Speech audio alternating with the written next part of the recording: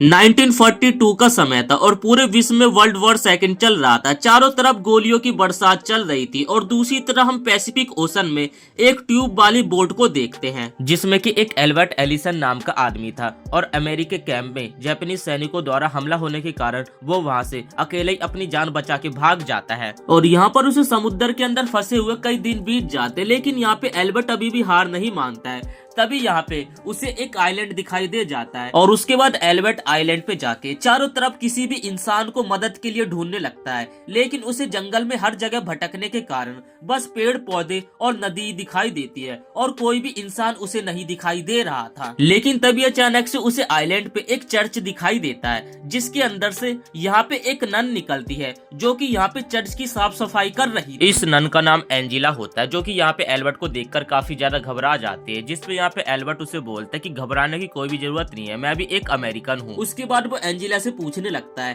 कि आखिर इस घर में कितने लोग रहते हैं, जिसपे एंजिला उसे बताती है कि इस घर में मैं बस अकेली रहती हूँ। जिसके बाद एंजिला एल्बर्ट को अपने ठिकाने पे ले जाती है और उसे भर पेट खाना खिलाती है। उसके बाद यहाँ पे एल्बर्ट एंजिला से पूछने लगता है कि आखिर तुम यहाँ पे अकेली क्यों रहती हो। जिसके बाद एंजिला अपनी कहानी बताने लगते है कि दरअसल मैं यहाँ पे एक पादरी के साथ आई थी कुछ बूढ़े और बीमार पादरियों की हेल्प करने के लिए, लेकिन हमारे आने से पहले जापानीज सैनिक यहाँ पे आ जाते हैं और उन पादरियों को अपने साथ ले जाते हैं और तब से मैं यहाँ पे उस पादरी के साथ रह रही थी। लेकिन धीरे धीरे जिस पादरी के साथ मैं यहाँ पे आई थी तो उसकी तबीयत खराब हो जाती है और उसका निर्धन हो जाता है और हमारे साथी हमें इसलिए बचाने के लिए यहाँ पे नहीं आए क्योंकि उन लोगों को भी लगा होगा कि जापानीज सैनिकों ने हमें भी पकड़ लिया होगा। जिसके बाद एल्बर्ट भी अपनी कहानी बताने लगता है कि मैं एक मरीन हूँ और हमारे कैंप के ऊपर जापानीज सैनिकों द्वारा हमला हो गया था तो मैं वहां से अपनी जान बचा के भाग जाता हूँ और इसके बाद मैं यहाँ आके तुमसे मिलता हूँ। एल्बर्ट काफी ज्यादा थक जाता है तो उसे नींद आ जाती है जिस कारण वो थोड़ी देर के लिए आराम करने लगता है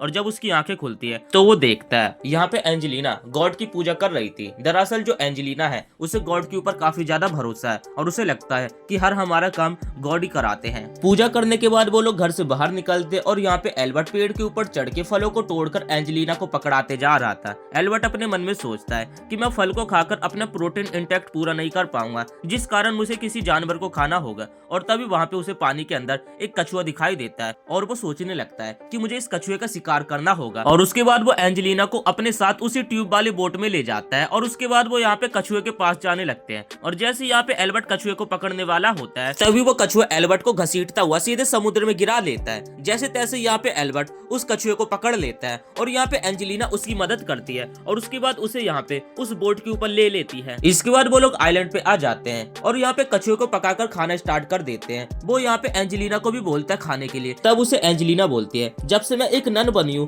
तब से मैंने मांस मच्छी कुछ भी खाना सब चीज छोड़ दिया है और मैंने अपनी पूरी बॉडी और अपनी सोल को एक गॉड को समर्पित कर दिया है। जिसके बाद एल्बर्ट एंजेलिना को कहने लगता है कि इस आइलैंड पे कोई भी नहीं है और यहाँ पे काफी सारी चीजें खाने के लिए है, अगर कोई हमें बचाने के लिए भी नहीं आता है तो हम काफी दिनों तक यहाँ पे सर्वाइव कर सकते हैं और जिंदा रह सकते हैं। जिसके बाद एंजेलिना एल्बर्ट से पूछने लगते हैं कि अच्छा ये बताओ तुम्हारी फैमिली में कौन कौन है। तब एल्बर्ट बताता है कि दरअसल मैं एक अनाथ हूँ और मैंने अपने बचपन से 14 साल की एज तक एक अनाथालय में रहा था और उसके बाद जब मेरा दिमाग आया तो मैंने सोचा कि मुझे अपने देश के लिए कुछ करना होगा, इसलिए मैंने आर्मी ज्वाइन कर ली। तब एंजेलिना भी बताने लगते कि दरअसल मैं भी अनाथ हूँ और पहले जिस पादरी के साथ मैं रहा करती थी उसने मुझे काफी ज्यादा ज्ञान की बातें बताई और इसलिए मेरा एक गोल हो गया कि मुझे लोगों की मदद करनी है और लोगों को एक सही रास्ता दिखाना है।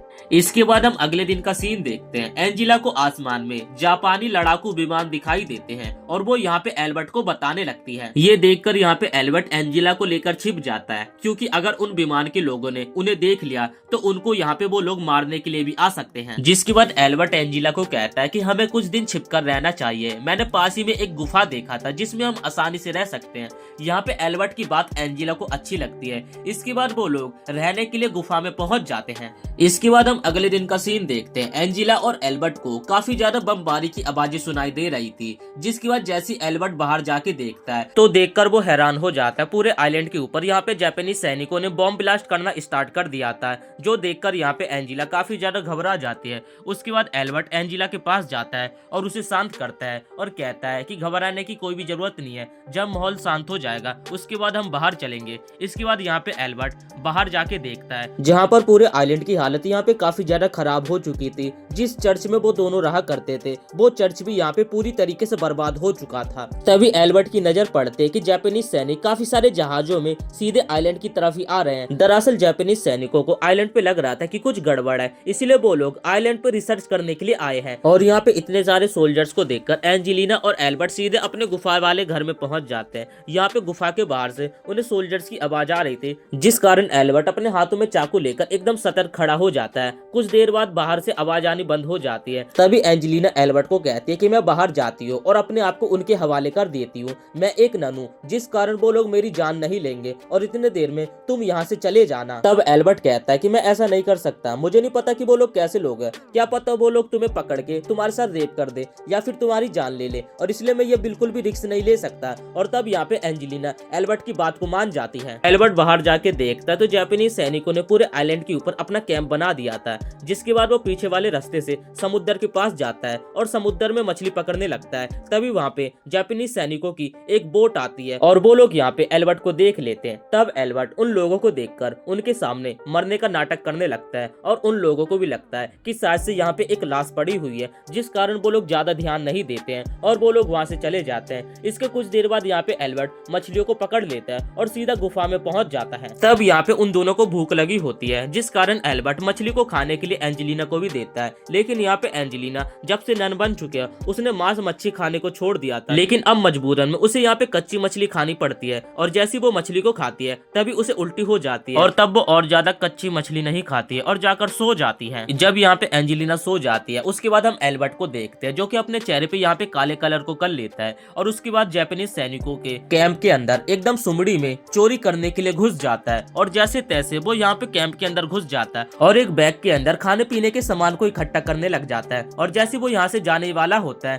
तभी वहाँ पे उस रूम में एक सोल्जर आ जाता है, जिसे देखकर एल्बर्ट को वहीं पे छिपना पड़ जाता है और पूरी रात यहाँ पे एल्बर्ट को एक ही पोजीशन में छिपना पड़ जाता है। और जैसे यहाँ पे सुबह होती है तो सारे जापानीज सोल्जर्स ट्रेनिंग करने के लिए अपने कैंप से बाहर निकलते हैं और यहाँ पे मौके का फायदा देखकर एल्बर्ट अपने हाथ में खाने पीने के बैग को लेकर वहाँ से 9 तो 11 हो जाता है। एंजेलिना की सुबह आंखें खुलती है और उसे कहीं पर भी एल्बर्ट दिखाई नहीं दे रहा था, जिस कारण यहाँ पे एंजेलिना काफी ज्यादा घबरा जाती है और उसे लगता है कि शायद से जापानीज सैनिकों ने उसे पकड़ लिया होगा। इसी कारण वो एल्बर्ट को ढूंढने के लिए गुफा से बाहर निकलने लगती है। और जैसी वो गुफा से बाहर निकलती है तभी वहाँ पे एल्बर्ट आ जाता है, जो कि उसका हाथ पकड़ के उसे जल्दी से गुफा के अंदर लेकर आ जाता है। इसके बाद एल्बर्ट एंजेलिना के सामने एक्सप्लेन करने लगता है कि दरअसल मैं खाने पीने के सामान को इकट्ठा करने के लिए जापानीज सैनिकों के कैंप में गया था। जो सुनकर यहाँ पे एंजेलिना उससे काफी ज्यादा गुस्सा हो जाती है और कहने लगती है आखिर तुम्हारी हिम्मत कैसी हुई मुझे बिना बताए वहाँ पे जाने की। तब एल्बर्ट उससे माफी मांगने लगता है कि मुझे माफ कर दो, अगली बार से मैं कहीं पे भी जाऊंगा तो तुम्हें बताकर जाऊंगा।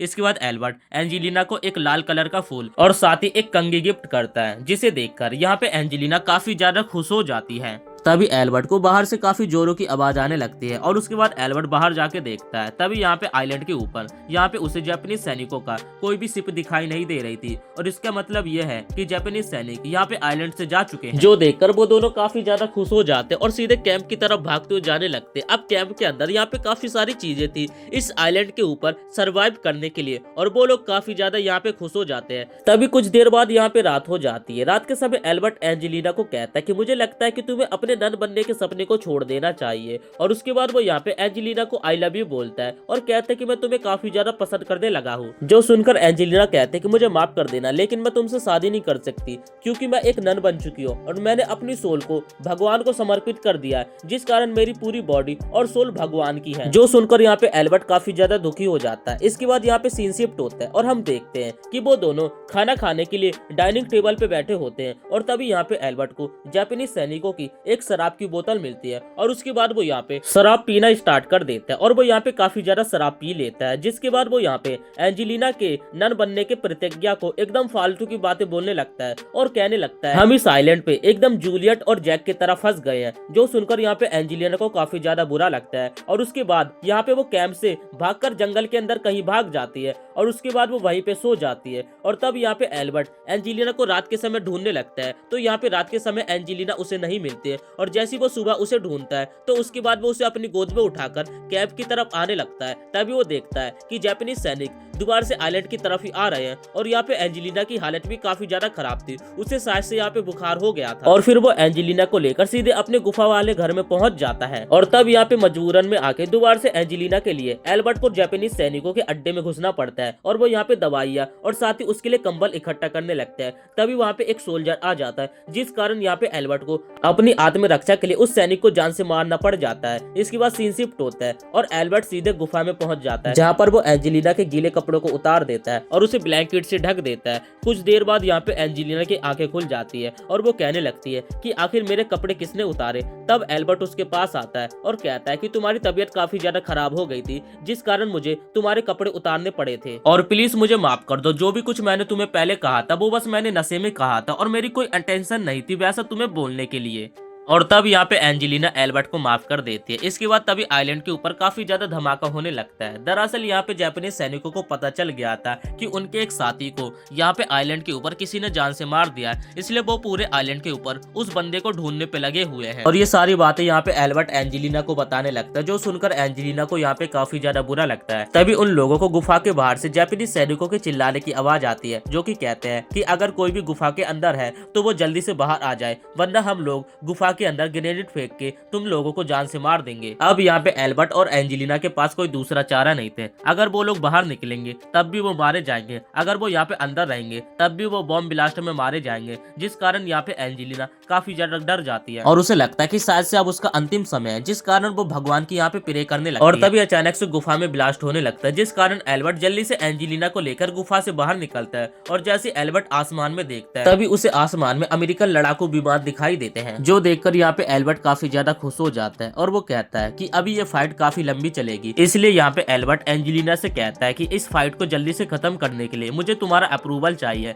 कि मैं जाके इस फाइट में क्या हिस्सा ले सकता हूँ। तब एंजेलिना उसे बाहर जाने के लिए अप्रूवल दे देती है और तब यहाँ पे एल्बर्ट जितने भी पूरे आइलैंड के ऊपर ग्रेनाइड गपे हुए तो उन सभी को एक एक करके इकट्ठा कर लेता है और सब ग्रेनाइड को ठिकाने लगा देता है। और ये सब कारनामा करने के कारण एल्बर्ट के हाथ में चोट लग जाती है और यहाँ पे एंजेलिना उसके बाद उसकी मरहम पट्टी करने लगती है, जिसके कुछ देर बाद का हम सीन देखते हैं। यहाँ पर अमेरिकन सोल्जर्स ने सभी जापानीज सोल्जर्स को अपने कब्जे में कर लिया था और साथ ही वो इस फाइट को जीत चुके थे। तब एल्बर्ट एंजेलिना को कहता है कि अब हमारे बिछड़ने का समय आ चुका है और शायद इसके बाद हम कभी ना मिले, जिसके बाद एंजेलिना भी एल्बर्ट को कहती है कि हम चाहे जितना भी दूर रहे लेकिन उसके बाद भी तुम हमेशा मेरे दिल के करीब रहोगे। अब आप लोग इस कहानी में देख सकते हो कि एल्बर्ट एंजेलिना से कितना ज्यादा प्यार करता था, लेकिन उसके बावजूद भी वो एंजेलिना के ऊपर अपना प्यार नहीं थोपता है और वो दोनों एक दूसरे की काफी ज्यादा कदर भी करने लगे थे। तब भी वो लोग यहाँ पे एक दूसरे के साथ नहीं रहते हैं और अपनी अपनी जिंदगी को जीने के लिए आगे बढ़ने लगते हैं। और इसी के साथ ये मूवी यहीं पे समाप्त हो जाती है। वीडियो पसंद आई हो तो वीडियो को एक लाइक करके चैनल को सब्सक्राइब कर देना।